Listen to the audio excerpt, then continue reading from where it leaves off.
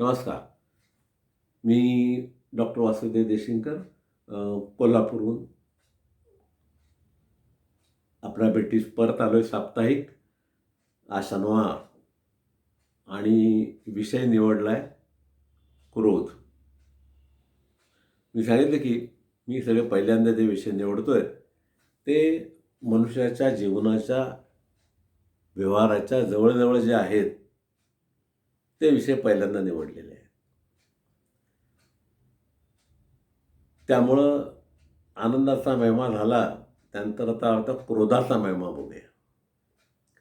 तेव्हा क्रोध हा सगळ्यांना परिचित असणारा, अगदी लहान मुलापासून वृद्धापर्यंत परिचित. सांगायलाच नको क्रोध म्हणजे काय, रागावणं म्हणजे काय, संताप म्हणजे काय. ही सगळी क्रोधाचीच उदाहरणं आहेत.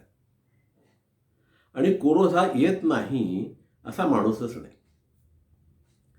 नाही, क्रोध हा प्रसंगी अलग लक्षात, तुमचा स्वाभिमान दुखवेल तिथं क्रोध हा तुम्ही दाखवायलाच पाहिजे. म्हणजे क्रोध हा गुण म्हणून चांगला नाही आहे, परंतु काही ठिकाणी व्यवस्थापनामध्ये उत्तमता, एकनिष्ठता, अचूकता आणण्यासाठी क्रोधाची गरज पण आहे. पण ती क्रोधाची गरज त्या कारणासाठी असली पाहिजे. काही माणसं रागीट, कायमच रागीट असतात. त्यांना रागच दिसत असतो. कारण का, व्यवस्थापनातील रागाची सवय त्यांच्या जीवनात उतरते आणि ती एक सवयीतून बनते.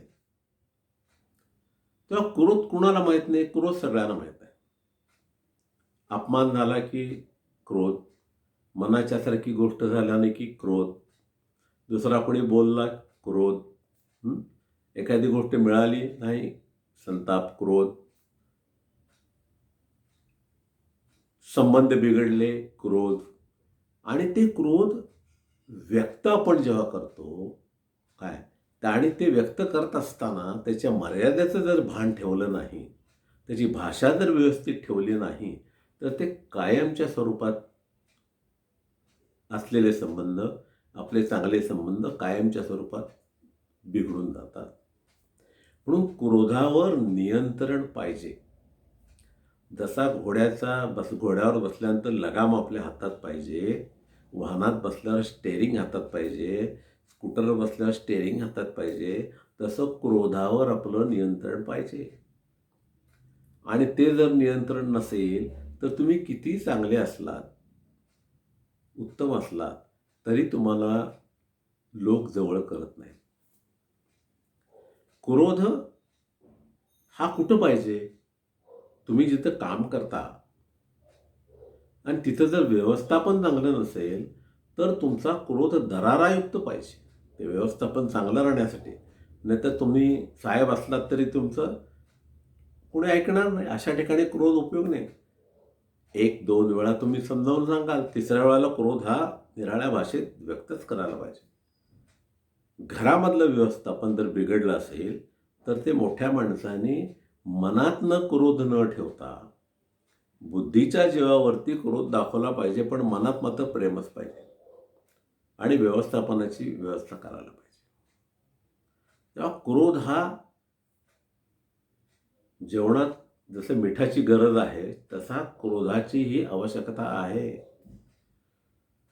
पण संतापाची आवश्यकता नाही, किंवा त्या क्रोधाचा आपल्या शरीरावर परिणाम होता कामा नये. क्रोधानं काय काय होतं? मायग्रेन होतो, आर्थरायटिस होतात, बरोबर आहे, ब्लड प्रेशर वाढतं. त्यानंतर क्रोधाने तुमच्या तुम्ही लवकर म्हातारे होता. त्या क्रोधाने सगळा बॉडीचा बॅलन्स बिघडलेला असतो. त्या क्रोधाला बुद्धीच्या जीवावर ठेवून काढून टाकायचं असते, मनात काही ठेवायचं नाही, तर तो क्रोध. पण आमच्या जीवनामध्ये क्रोध हा अगदी लहान मुलाच्या हट्टापासून अगदी मृत्यूच्या शय्येला पडे तोपर्यंत क्रोध मनात आहे. तर तो क्रोध जर आपण ठेवला मनामध्ये तर तुमचं भलं तर नक्कीच होणार नाही. पण तुमचा स्वाभिमान जिथं दुखावला जाईल तिथं तुम्ही क्रोधयुक्त म्हणजे दरारायुक्त क्रोध व्यक्तच करायला पाहिजे. पण जिथं तो विषय नाही आहे तिथं क्रोध करायचं काही कारण नाही. तेव्हा क्रोध हा तुमचा जर असेल स्वभावाचा का तापट संताप असेल तर तुमची मृत्यूकडे जाण्याची वाट लवकर आहे, हे नक्की आहे. जेवढी असेल तेवढी वाट नक्की आहे. म्हणून क्रोधावर नियंत्रण पाहिजे. अनेक पूर्वी आपण ज्याला ऋषीमुनी म्हणून वगैरे बघत म्हणजे मला याच्या थोडा संशोधनाचा विषय आहे. ते सत्ययुग असेल, द्वापारयुग असेल, त्यावेळेला निरनिराळे होम यज्ञ वगैरे चालले आहेत. आणि आपण बघतो की हे एवढे शिकलेले विद्वान साधू ऋषीमुनी शाप देत संतापानं. मनाविरुद्ध काय घडलं किंवा काय नाही घडलं तरी. पुष्कळचे ऋषीमुनी संसारी होते, त्यांना मुलं बाळही होती, तुम्हाला माहिती आहे. आणि शाप देत. आता हा संताप क्षणिक आहे का तेवढ्यापुरता आहे? तर तो तेवढ्यापुरताच आहे. ते पुन्हा तो नसला तर ते पुन्हा त्या ऋषी पदाला गेले नसते. तो क्षणिक असणारा आहे. तेव्हा क्षणिक क्रोध ठीक आहे, समजू शकतो आपण. पण कायमच क्रोधी राहणं हे तुम्हाला तुमच्या शरीराला अत्यंत घातक आहे. स्वभावातला एक अत्यंत वाईट गुण असं जर म्हटलं तर त्याला काही वावगं होणार नाही. तो म्हणजे क्रोध आहे. आणि तो पुन्हा क्रोध त्याच्या वाटा ज्या आहेत त्या या सगळ्या पुन्हा द्वेष, इच्छा, मत्सर, आलं लक्षात, परिस्थिती, आजार ह्या सगळ्यातनंच निर्माण झालेले असतात. तर म्हणून मनाला शांत ठेवणं ह्या सगळ्या विकारावरचा आजार आहे, आजारावरचा उपचार आहे. शांत ठेवणं, शांत बसणं, शांत राहणं, तटस्थ राहणं या गोष्टी शिकण्यासारख्या आहेत आणि त्याचा आपण वापर केला पाहिजे. आणि ते करत असताना आता तुम्ही जर एखादी गोष्ट आहे, तुम्हाला वादविवाद करण्याचा प्रसंग आला तर तो पुष्कळ वेळेला समूहामध्ये असा विचार मांडण्याची पाळी येते की आपल्याला विचार पटत नाही, अंगात ना असे काय म्हणतात त्याला, संतापाची लाट आलेली असते. पण तिथं जर तुम्ही ओरडाआरडा करून, दंगा करून, मस्ती करून दाखवली तर तुम्ही अप्रिय होणार का अप्रिय होणार? अप्रिय होणार. तर ती मांडण्याची जी पद्धत आहे ना, तर ती मुद्देसूद, दरारयुक्त, अधिकारयुक्त पद्धतीनं मांडली पाहिजे आणि आपला विचारयुक्त मांडला पाहिजे. आणि पुन्हा असं सांगितलं पाहिजे की हे मी जरी बोललो असतो, एखादा शब्द माझ्या हातनं जरी चुकीचा गेला असता तर मला माफ करा, पण तो त्या कारणासाठी होता, हे सांगण्याची गरज आहे. आणि ते क्रोधावर नियंत्रण आहे. आणि ते नियंत्रण इतकं साधं ठेवण्या इतपत आपण नाही तयार होत. एक गोष्ट सांगतो तुम्हाला. एक वृद्ध स्त्री आजारी पडली होती आणि 8-10 दिवस, 10-15 दिवस झाले कोम्यात होते. आणि बरेच दिवस कोम्यात असले म्हटल्यानंतर डॉक्टरनी सांगितले, बाबा तुमच्या मुलाबाळांना सगळ्यांना बोलून घ्या, त्यांना कोणाला भेटायचं ते भेटू देत. तर लोक येथे जात होते, भेटत होते, त्यांना काही कळत नव्हतं. लोकांनी सांगितलं ठीक आहे, आता जवळजवळ संपल्यापैकीच आहेत. तर त्यानंतर एक त्यांचीच नातेवाईक भेटायला आली आणि भेटायला आल्यानंतर ती म्हणायला लागली, काय हो आजींचं काय बरं झालं नाही, मला बरेच दिवसात त्यांची भेटच झाली नाही बघा, केव्हा एकदा भेटले होते तेव्हाच भेटले, त्यानंतर पुन्हा आत्ता भेटलेले नाही, असा आवाज बोललेला त्या आजारी आजीबाईंच्या कानावर गेला. आणि आजीबाई बारीक बारीक बारीक डोळे उघडायला लागले. लोकांना वाटलं "अरे, शुद्धीवर आल्या, कोम्यातनं आल्या, बाहेर पडल्या, बरं वाटलं, आनंद झाला. डोळे उघडून म्हणाले, "कोण आले?" "हां, पुष्पा, पुष्पी आली आहे." "कशाला आलीस बघायला?" "तुझ्या मुलाच्या लग्नात मला काय दिलंस तू? चिरगुटासारखं ते पातळ दिलंस. मी एवढी मानाची मोठी बाई आणि माझा अपमान केलास. कशाला आलीस भेटायला?" बघा, चालले गाडी वर आणि ह्यांच्या मनामध्ये काय आहे? तो लहानपणीचा बसलेला क्रोध जात नाही. आहे की नाही गंमत? तेव्हा या बारक्या बारक्या गोष्टीमुळे जो एक मनामध्ये घर करून सगळे बसलेले आहेत ना, त्या गोष्टी सारख्या साफ करायला पाहिजे, ठेवून द्यायला पाहिजे, सोडून द्यायला पाहिजे. पण ते होत नाही हो. हा तर विषय आहे. आमची एक गोष्ट मनासारखी झाली नाही की आम्हाला राग. पत्नीने वेळेवर जेवायला जरा उशीर झाला, राग. कपडे सापडत नाहीत, राग. किल्ली सापडत नाही, राग. हा? स्त्रियांची तसंच आहे. पुरुषांचा तर अशातला भाग नाही. त्यांनाही राग येतो. आज नवरा उशिरा आला, आम्हाला सिनेमाला नेलं नाही, आम्हाला कुठे घेऊन जात नाही, त्यांना तर कशाची आवडच नाही. घर ते ऑफिस, ऑफिस ते घर, 24 तास तेच. मनामध्ये राग. तेव्हा रागासाठी घालवण्यासाठी आपण प्रयत्न केला पाहिजे जोरदार. त्यासाठी निरनिराळ्या गोष्टीमध्ये आपलं लक्ष गुंतवलं पाहिजे. राग हा क्षणिक असतो. तो मी काय म्हटलं मगाशी म्हटलं, बुद्धीच्या जीवावर रागवून सोडून द्यायचा, पण मनातनं रागवायचं नाही.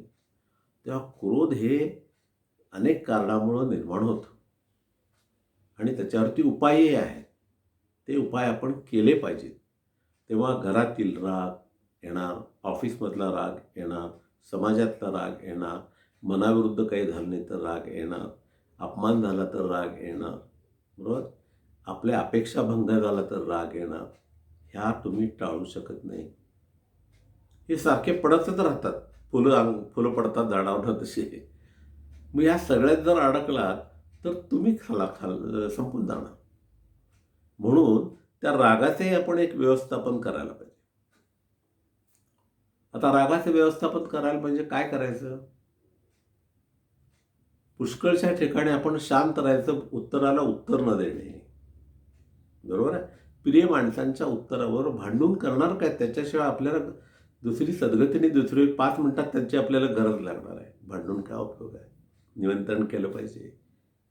मोठा माणूस एखादा भांडला आपल्याबरोबर तर नियंत्रण ठेवलं पाहिजे. ऑफिसमध्ये आपले बॉस रागवतात. काय तुम्ही रागवणार, त्यांच्यावर उलटं रागवणार आहे? नाही, नियंत्रण ठेवलं पाहिजे. आलं लक्षात? लहान मुलं जी तुम्हाला प्रेम देतात, आनंद देतात, त्यांना तुम्ही रागानं चापटी देता, पण सदैव रागवलात तर ती तुमच्याजवळ येणार नाहीत. नियंत्रण केलं पाहिजे, नियोजन केलं पाहिजे. तेव्हा राग आला तर त्या रागातही मॅनेजमेंट आपल्याबरोबर आपण केली पाहिजे. तरच तो राग आपल्या काबूमध्ये राहील. मगाशी मी म्हटले की सगळ्यात रागाचं स्टेअरिंग आपल्या हातात पाहिजे. मॅक्झिमम कंट्रोल केला पाहिजे. राग आला तर ब्रेक आपल्या ताबडतोब तिथं ब्रेक आला पाहिजे. 100कडे म्हणा, 10कडे म्हणा, कंट्रोल करा आणि रागावरती नियंत्रण ठेवा. मग असे म्हणून मी सारखं सांगतो, श्रीकृष्ण बघा कसे हसत असतात सारखे 24 तास. त्यांना तर काय काय लोकांनी काय काय म्हणत होते. गवळ्या म्हटलं, काय म्हणजे रणछोडदास म्हटलं, काय काय नको नको ते म्हटलं. 16,000 वाक्यांच्या वरनं तर कायमच त्यांना म्हणतात. राधेवरनं असतं चालू. पण त्यांची शांतता कधी ढळली नाही. कायम हसतमुख. आणि त्यांना माहीत होते की सत्य काय आहे. मी सत्याच्या बाजूला आहे, लोकांना पटत नाही म्हणून ते माझा अपमान करतायत. Forget it. आपण आपलं चुकलं आणि लोक आपल्यावर जर रागवले तरी आपण रागवतो, म्हणजे किती वाईटपणा आहे बघा. खरं म्हणजे आपण आपलं चुकत असेल तर माफी मागायला पाहिजे. पण आमचं बरोबर आहे हे भांडण्यासाठी, हे पटवून देण्यासाठी आपण भांडतो आणि क्रोध करतो. That is not correct. तर क्रोधाला संपवण्यासाठी अनेक मार्ग आहेत. तेव्हा क्रोध तिथल्या तिथं कसा संपेल हा पहिला विषय. क्रोध निर्माण कसा होणार नाही हा दुसरा विषय. क्रोधाला मर्यादित स्वरूपात ठेवणं चौथा विषय. क्रोधाला आदरयुक्त करणं ठेवणं हा पाचवा विषय. इतक्या सगळ्या गोष्टींनी जर क्रोध आपण कंट्रोलमध्ये आणला तर तो क्रोध हा आपल्या मनापासून जाऊ शकतो. आपण त्याचं मॅनेजमेंट करू शकतो. हे जरा कठीण काम आहे, परंतु शेवटी हा मनुष्य प्राणी आहे, त्याला क्रोध हा येणारच. अहो तुम्ही त्याला जनावराला 10 वेळा जर ठोकलं तर ते मारायला येतं की नाही? कारण नसतं लोक करत असतात त्या गोष्टी. आपल्या मनासारखं त्यांनी करावं नाही करणार. तेव्हा आपल्या जे काय प्रिन्सिपल्स आहेत, दया, क्षमा, शांती, हं, ह्या गोष्टी पाळल्या पाहिजेत. आणि त्या जर पाळल्या तर मग काय, आनंदी आनंदगडे, जिकडे तिकडे चोहीकडे. निसर्गाचा आनंद घेण्यात तुमचा क्रोध निघून जाईल. क्रोध आला की चप्पल घालायचे, बाहेर पडायचं. कुठं आवडती जागा आपली आहे, संध्याकाळी तिथं जाऊन बसा. कुणाला देवळात जायला आवडेल, कुणाला नदीकाठी जायला आवडेल, कुणाला समुद्रात फिरायला आवडेल, बरोबर आहे. समुद्रापाशी जाऊन राऊंड मारायला आवडेल. जिथं कुठं आनंद, कुणाला मित्राकडे जायला आवडेल, कुठं वाटते तिथं जावा. क्रोधावरती तो क्रोध काढण्याचा प्रयत्न करा, मनात ठेवू नका. तेव्हा हा क्रोधाचा महिमा आहे.